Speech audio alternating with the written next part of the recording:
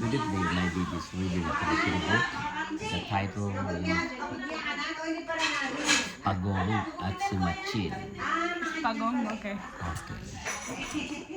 Isang araw na masayin si Pagong at si Machin sa tabing ilog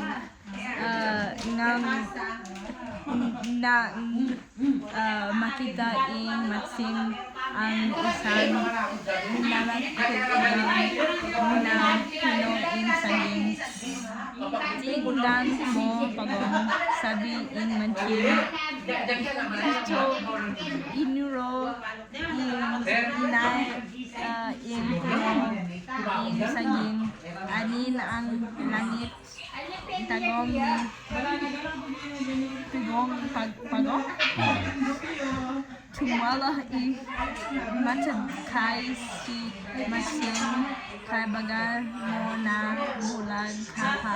Sabi ki Machin, yung puno yung saging ang ituna ko. Oo nga, sabi ni Pagong. I'm not reading that.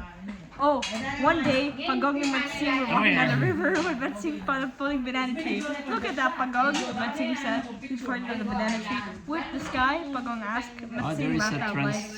translated to English. Wow.